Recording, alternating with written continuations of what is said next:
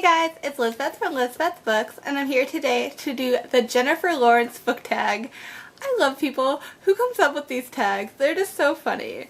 But I'm just going to jump right into the questions. So number one is swearing off social media, a book you refuse to read. So I'm going to go with the rest of the Lunar Chronicles series. I read Cinder like 2 or 3 years ago before I knew it was popular or anything, and I greatly disliked it. I did not like anything about it, and I just don't want to read the rest of the series at all. I know people say it's so good, they love it, and I'm just like, I'm sorry if I absolutely hated the first book, hated the character Cinder. How am I gonna want to read more of her? I just can't do it. I'm sorry. Yeah, so I'm gonna go with those. Number 2 is The Oscar Trip, a book series that hit a snag.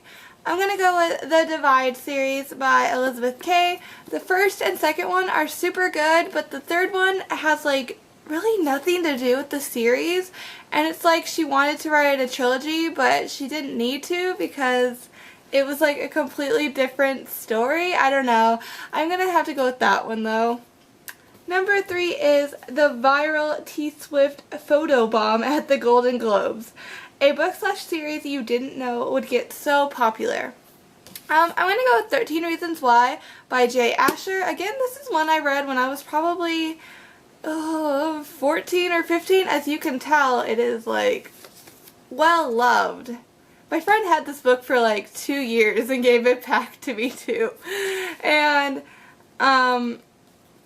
I just loved this one so much, and I really I just picked it up I think at Barnes & Noble once, when I went on my yearly visit there, and I just loved it, and I never I never knew anybody else knew about it or anything, but now joining BookTube, I see a lot of people have read it, and it has really positive reviews, so I'm really glad because it is one of my favorite books, and I'm glad other people really enjoy it.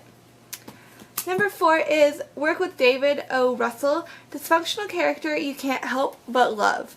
I'm going to go with Everyone from Rooms by Lauren Oliver. This is a dysfunctional family. They're all just so dysfunctional, and I feel so bad for all of them, and I love all of them, and this is just a fantastic book. I loved this so much, and I really want to reread it. I'll probably reread it this Halloween time again because that's when I read it last time, but it was super good, and I just loved the dysfunctional family in it. Number 5 is Mystique, a villain who thinks they're doing what's right. Besides Harry Potter or anything like Voldemort, I don't really know. I'm just gonna go with The Storyteller by Jodi Picoult, a World War II novel sort of about the Nazis and recounting about how this man was a Nazi and all the terrible things he had to do, but he kind of did them because he, back then he believed that was the right thing to do because he lived in Nazi Germany. And so, yeah, it's about how he did these terrible things, but he kind of believed that's what was okay, and now realizes it's not because he's out of that situation. But I couldn't really think of anything else but this one.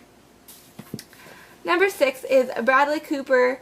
What author do you find yourself always coming back to? Besides Sarah Dessen, I read all of her books, and I read all of Lori Halls Anderson's books, but I also read all of Colleen Hoover's books, and I've read everything by her so far that is out except the last 2 books in the Slam series, so I need to get on that.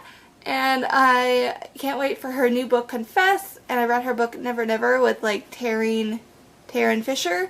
That one was super good, and I can't wait for the sequel for that one. But yeah, overall, Colleen Hoover is an amazing author, and I've loved pretty much all of her books. Absolutely loved them. So that's great. Number 7 is Spoiled for Homeland on national television, a plotline you were spoiled for.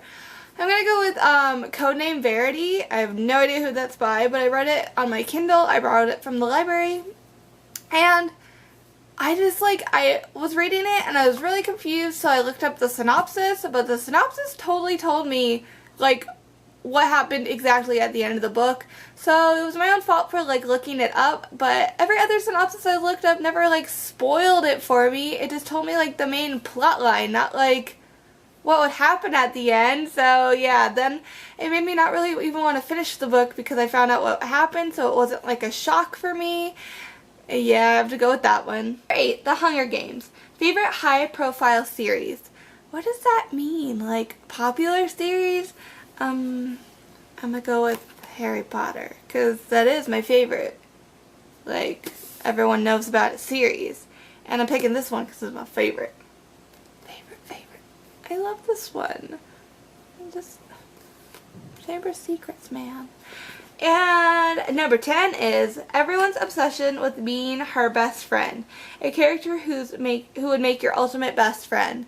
And I'm gonna just hold up this one. But it would be Luna Lovegood, and I know she's not till the 5th one, but I'm too lazy to go grab the 5th one. So Harry Potter, Luna Lovegood, yeah. She would be my best friend. She's just super fun.